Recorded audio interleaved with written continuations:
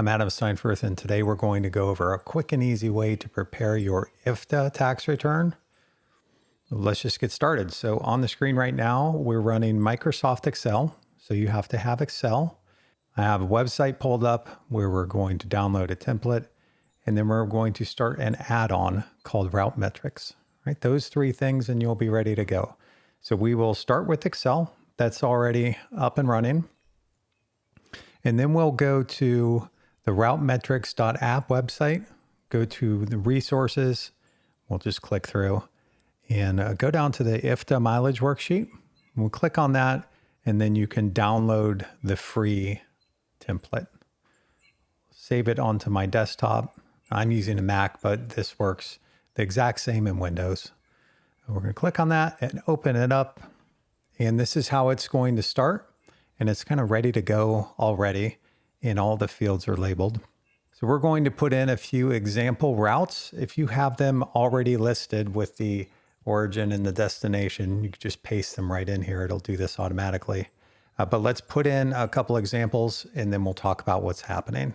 So we'll say on August 1st, we went from Columbus, Ohio, to Pittsburgh.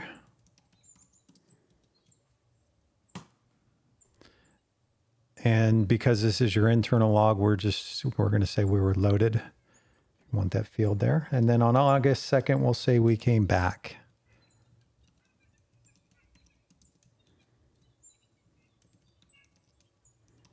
The form's designed to have full addresses. So I'm just using city, state to make it faster to show you. We'll exit out of there. We'll say this one's loaded. And you'll see to the right, it's already calculating the mileage. So this is where if you don't have the add-on installed yet, so we'll do that next, you're not going to see these numbers yet, because what this add-on does is it's doing a calculation. It's saying it's taking the route from Pittsburgh, checking how many miles are in Ohio, writing that value to this cell, and it does it that fast.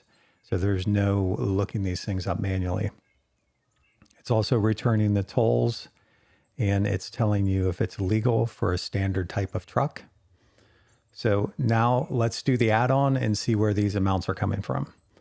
In your Excel, go up to the home ribbon, go over to the right. You're not going to have RouteMetrics here yet, but you will have add-ins. Click on that, and this is kind of a window into the Microsoft App Source listings.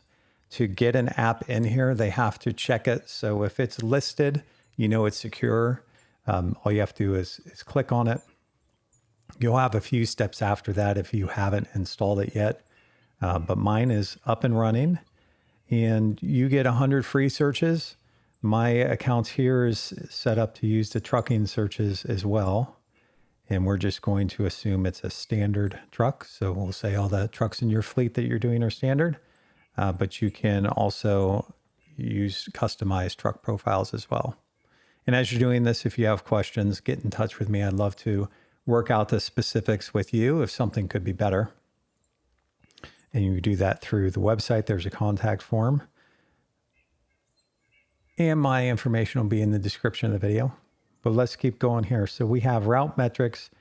You've installed it. It's ready. So now these formulas should come to life. And these formulas are working automatically. So you can already see the amount of time that it's going to save you. There's no taking the origin and destination, plugging them in somewhere else, and then seeing what the miles are. So this first worksheet is doing well.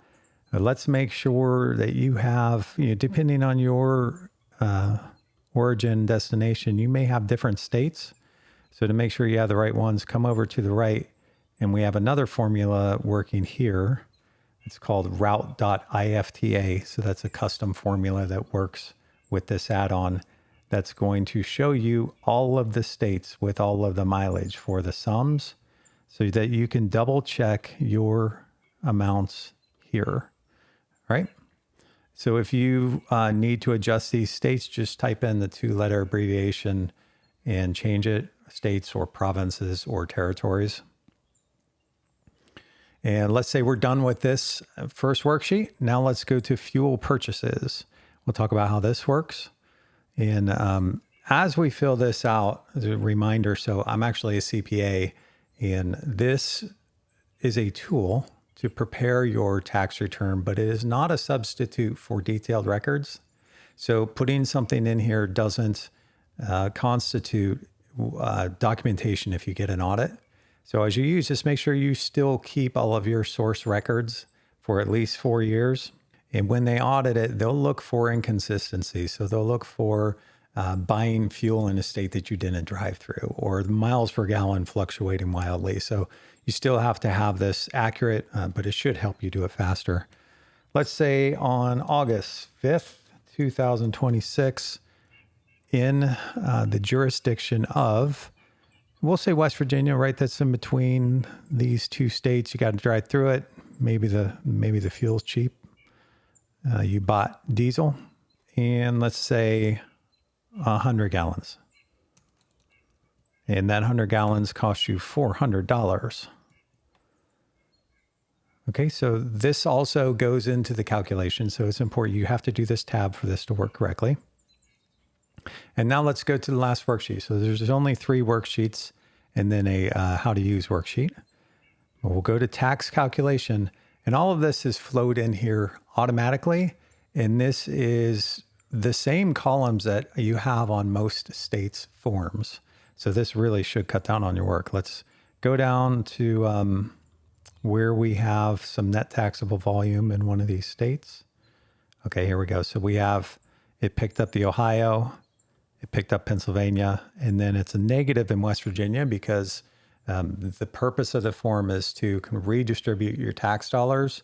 So the only state you filled up in was West Virginia, but the other 2 states want their tax money as well. So this is going to take some of that money back that you paid for West Virginia, give it to Pennsylvania and Ohio. So you can see this happening on here.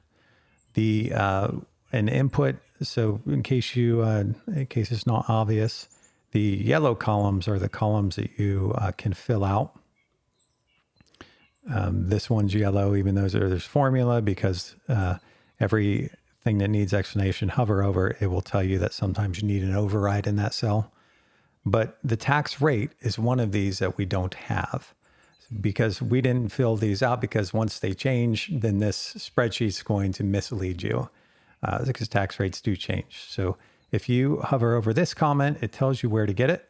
So that's the website right there, keeps going away. But I also have it open in a window, so we will resize this window, come over to your browser, tax rate matrix, that's what we want. We'll open the matrix. And let's just find Ohio. We'll say it's 0.4700. We will go back to the spreadsheet.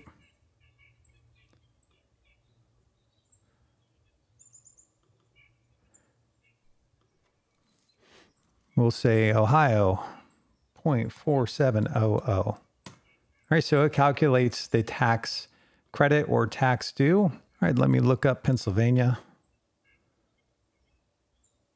0.7410. Quite the difference between these states, right? West Virginia, 0.3570.